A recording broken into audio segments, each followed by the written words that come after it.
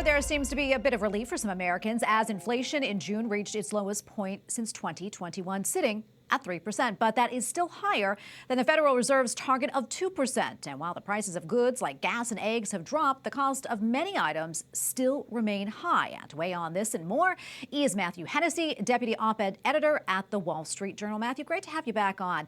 Let's talk about these inflation numbers. Good to hear the numbers are down, but I'm not sure how encouraging that is to most Americans, as many of us are still feeling the pinch. Yeah, I think this is really good news for American consumers across the board.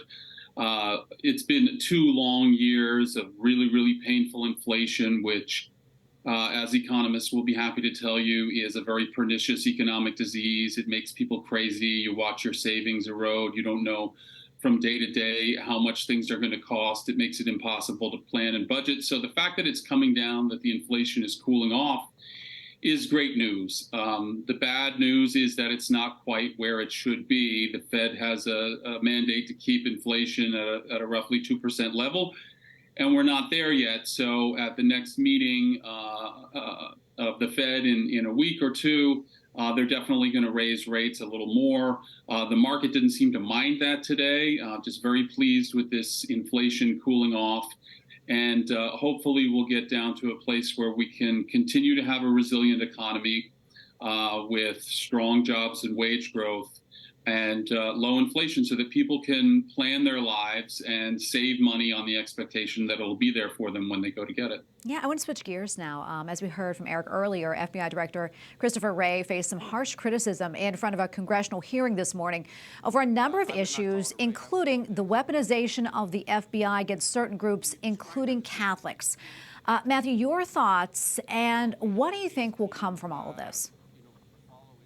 Well, I'm afraid I don't think that much will come from it. The Republicans who had Christopher Wray on the hot seat today didn't really seem to have a organized way of going after him. They're kind of coming from all different directions under the rubric of weaponizing the federal government.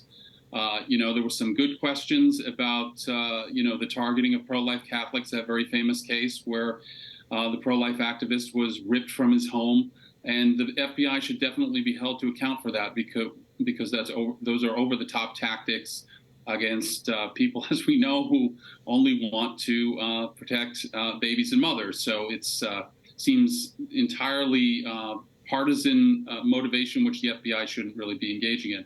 But I'm afraid that not much will come of this in the long run. We've got all sorts of crazy ideas like moving the FBI to Alabama, hoping that the large numbers of staff will quit and then you can rebuild it.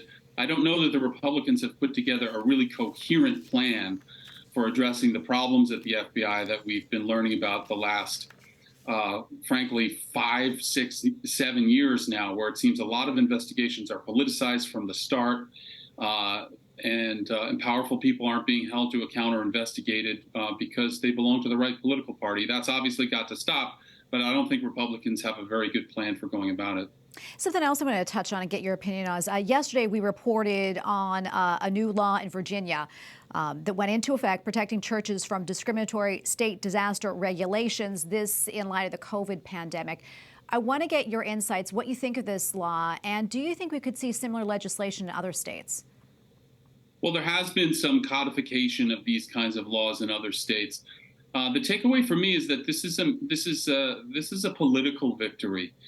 So often, religious people, Catholics, especially clergy and bishops, see politics as something somehow dirty or beneath them, or that they have to be careful of. This case really puts the lie to that because some Republicans in Virginia tried to get this law passed in 2021 and they couldn't. And essentially, as you reported, the law holds churches and houses of worship to the same restrictions in the event of an emergency as other essential functions. So, in other words, you can't have nail salons and bars and restaurants open and churches subject to onerous restrictions. They have to be treated the same. Once Virginians elected Governor Glenn Youngkin and Republicans took over the state house in Virginia, they were able to get this law, which is serious protection of religious rights and freedoms, enacted, passed, and signed. And as of July 1st, it's the law in the state of Virginia. So religious people who shy away from politics or think that they shouldn't engage in it because they might offend certain corners of their congregation or because it's just something ungodly, need to look at laws like this and how they're going to affect their communities and real people's faith lives, and maybe think twice about taking such a hands-off approach to politics. Oh, Matthew, thanks so much for coming back on. We really appreciate it.